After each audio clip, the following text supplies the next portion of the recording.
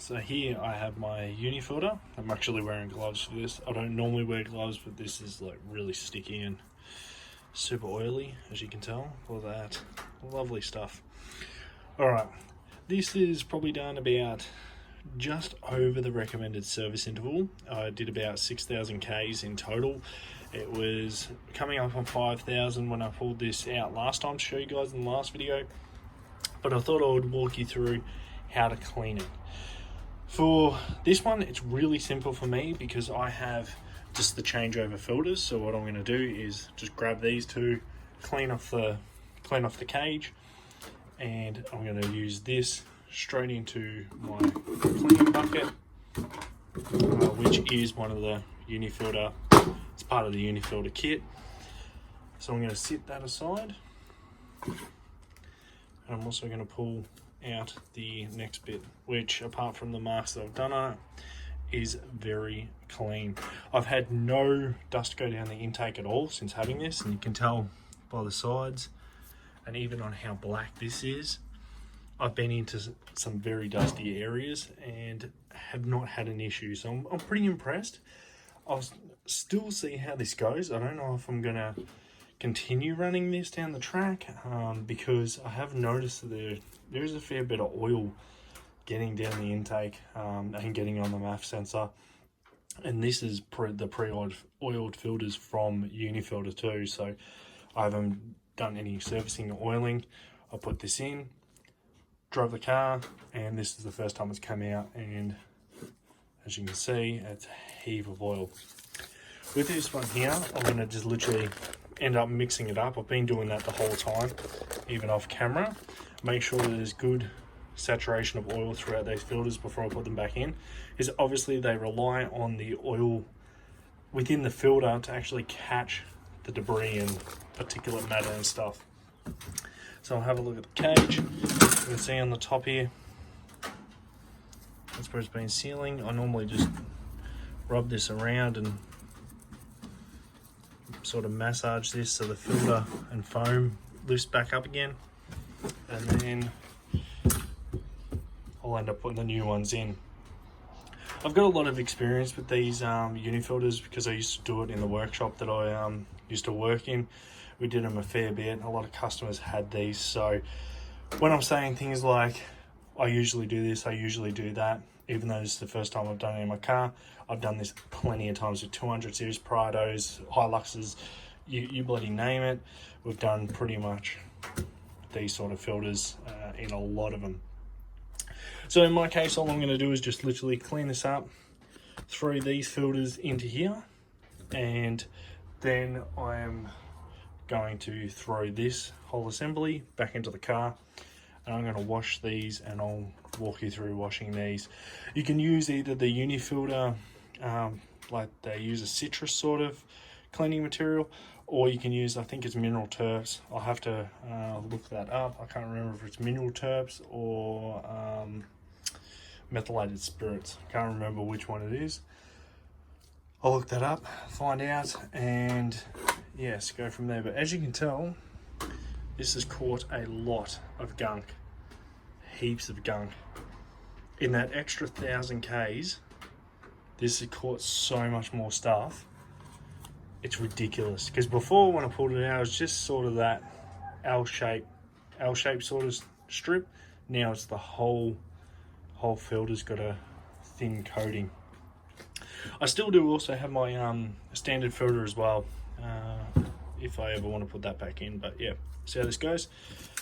First off, I start off with just literally massaging this. Make sure there's a good amount of oil still within this upper portion of the foam, which there is plenty there. Sometimes I add a little bit more because this actually does a lot of the protecting, believe it or not, when your upper airbox clamps down onto it. So I'll just do that. I'll work my way around, massage that, add a little bit of oil, you know, massage it. I prefer the spray oil. Unfortunately, in this kit, it comes with the, you know, apply oil, like the actual liquid version. Not really a fan of that. You can over apply with that.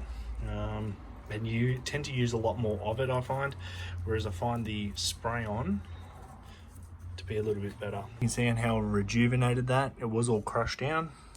Now it's all lifted back up. I've cleaned up the body as well. You can see that the body is nice and clean.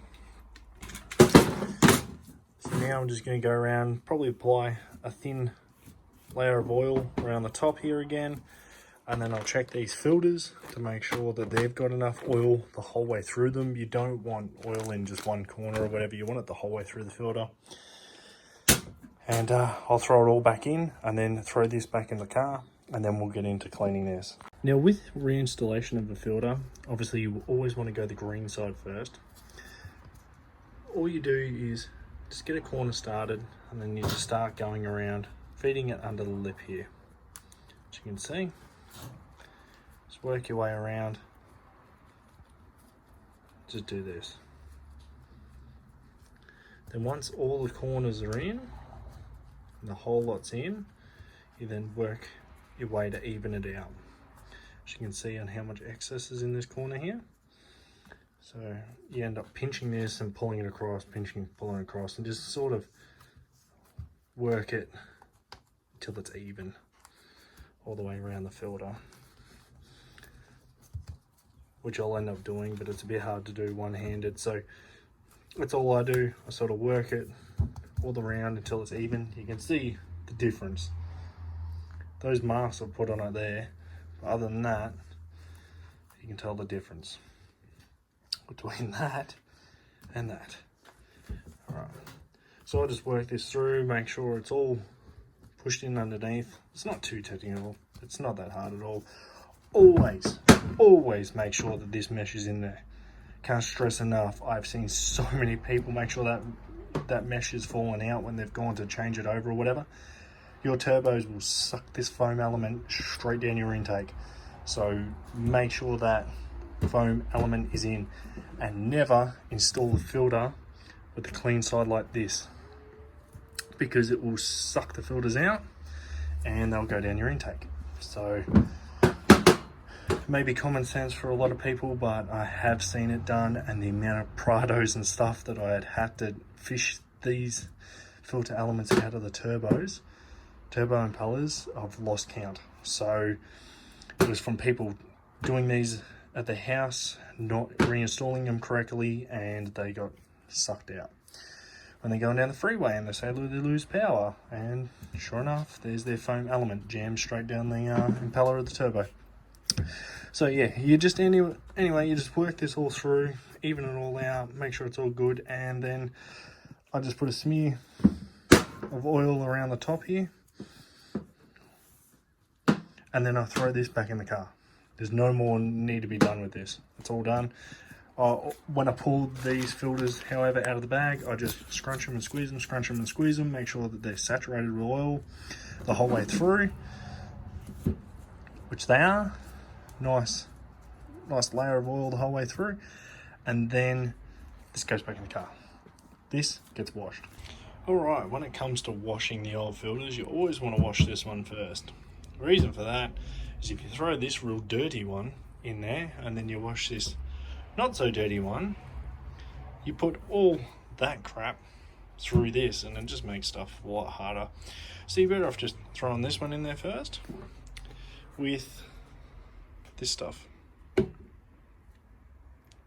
So shake it up or whatever, dump it in there. I think you just dump enough in there to saturate the filter. That's all I sort of do. Like I said, I normally use mineral terps, or it's either mineral terps or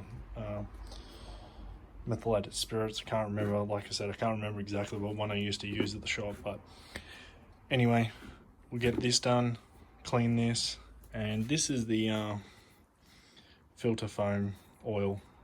And like I said, I don't really like it in this format. I don't like the bottle. You tend to use a lot more of it. I think you normally put it in this and then apply it. What I used to do is just tip some into like a container and then scrunch the filter up and push it in, and then work it through, and then just drain off the excess. That's how I used to do it, but yeah. So anyway, let's get into cleaning this, and I'll show you once it's all done.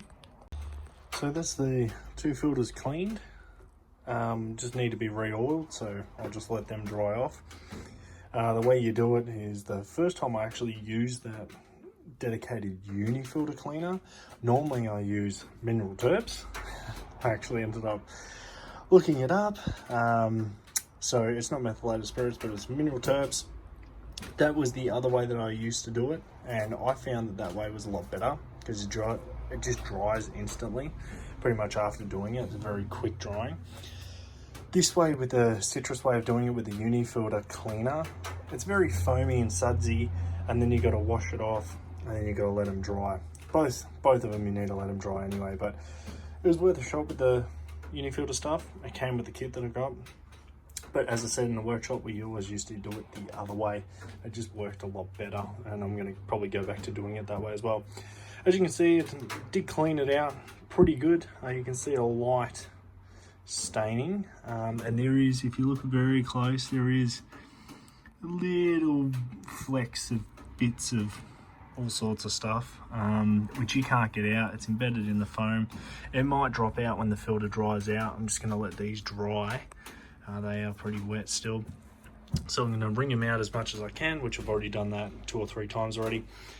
Let them dry completely before I even bother re-oiling them. And then what I'll do is, once they're re-oiled, I'll put them in a Ziploc bag and tuck them probably back in my car. You want to make sure you use a Ziploc bag that does not leak, because you do not want this oil going in the storage compartment of your car or down the guard or whatever. So yeah, but that's the cleaning side of it. Not too technical, just takes a little bit. I recommend having changeover filters like what I've got for the expense side of it. Just, it's so much easier to put the other filters in. You can still get your car back up and running, and then you can take your time with cleaning these or doing it. Or if you're out on a track and the filter clogs up to the point you need to swap it out, you can throw in your spares, and then you just worry about cleaning these other ones once you get home. So you could even go like 2-3 sets of filters, and then you can just cycle them through. That's my honest opinion on it anyway.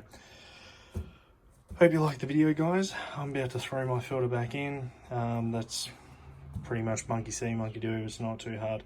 So I'm going to do that, and yeah, hope you liked the video. If you liked it, give it a thumbs up.